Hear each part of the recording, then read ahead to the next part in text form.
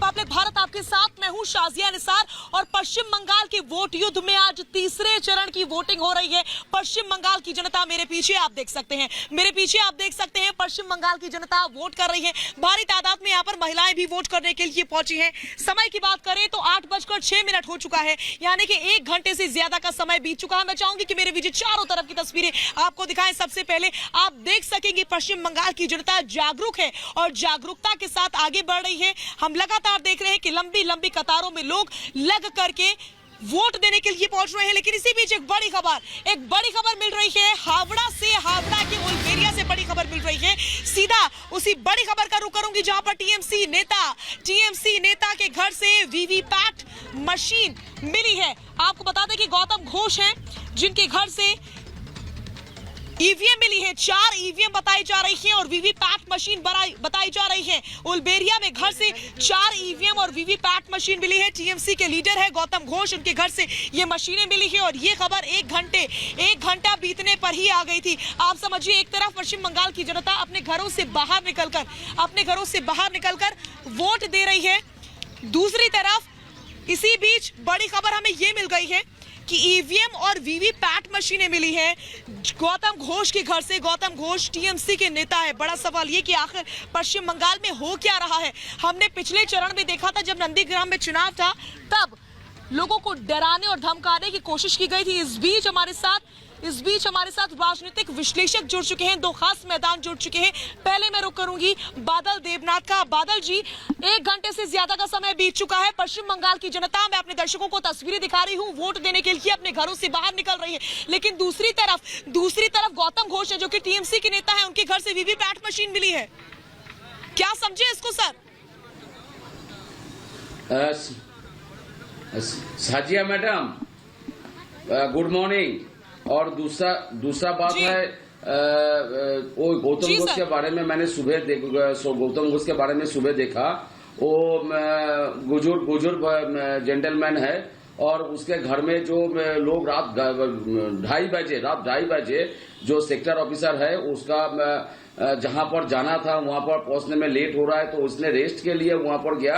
मैंने टीवी में यहाँ पर बंगाल में हर चैनल में दिखा रहा है, गौतम घोष खुद कह रहा है इस रात को क्यों बोलो, वो सेक्टर ऑफिसर ने बताया। लेकिन ये कैसे संभव है सर?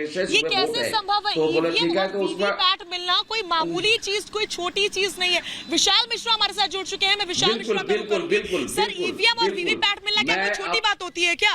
टीएमसी लीडर के घर से वीवीपैट मिली है, ईवीएम मिली है। ये देखिए, हर चीज का अपना एक तरीका होता है, प्रोटोकॉल होता है। अब ये क्या कह रहे हैं कि रात को 2:30 बजे और आराम करने के लिए वहां पे रुक गए। अजीब। मतलब ये कुल मिलाजुलाकर जो टीएमसी की अपनी संस्कृति है, जो जिस चीज को इन्होंने अब तक क्यों कंटिन्यू रखा है, आज उसी की पुनरावृत्ति ये यहाँ पे दिख रही है। तो इसकी आप चिंता, अब आप ये सारी चीजें बदलने वाली, पश्चिम बंगाल की जनता ने अपना पूर्ण परिवर्तन का मन बना लिया है। इस बीच मेरे सहयोगी अनुपमा मेरे साथ जुड़ चुकी हैं, जो कि इस समय मौजूद है स्वप्न दास गुप्ता के साथ में। अनुपमा, बातचीत कीजिए।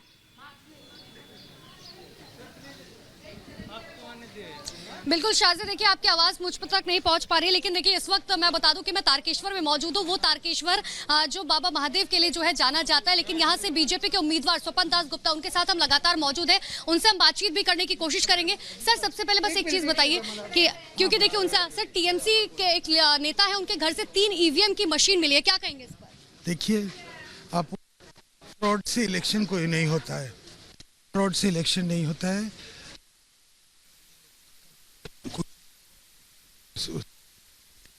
के लिए सर आप लोग कितने आश्वस्त हाँ है? तो देखिए साफ तौर पर जो है इनका ये कहना है, स्वपन दास गुप्ता बीजेपी के वो उम्मीदवार जिनका नाम जिन्हें लोग बहुत पसंद करते हैं और जिनका नाम जो है मुख्यमंत्री के लिए सामने भी आ रहा था अगर भारतीय जनता पार्टी सत्ता में आती है। लेकिन सबसे बड़ी बात यह है कि टीएमसी के एक नेता जिनके घर से जो है 3 ईवीएम की मशीन निकली है, जिस पर स्वपन दास गुप्ता ने साफ तौर पर कहा कि ये बहुत ही दुखदाई है। ये सोचने की जरूरत है कि किस तरीके से टीएमसी जो है खेल रही है। लगातार उनकी तरफ से कहा जाता था कि खेला हो गया और वो खेल होता हुआ नजर भी आ रहा है। बड़ी अहम जानकारी आप साझा कर रही रही हैं। स्वप्न दास से आप बात कर रही थी, एक बार फिर से मैं आपके पास लौटूंगी। इस बीच महत्वपूर्ण जानकारी हम हमारे दर्शकों से साझा कर रहे हैं। पश्चिम बंगाल की आज 31 सीटों पर मतदान हो रहा है, तो दूसरी तरफ असम में आज आखिरी चरण का चुनाव हो रहा है। ये 5 तस्वीरें हमारे दर्शक देख सकते हैं। देश के अलग अलग राज्यों से ये तस्वीरें हम अपने दर्शकों के सामने रख रहे हैं।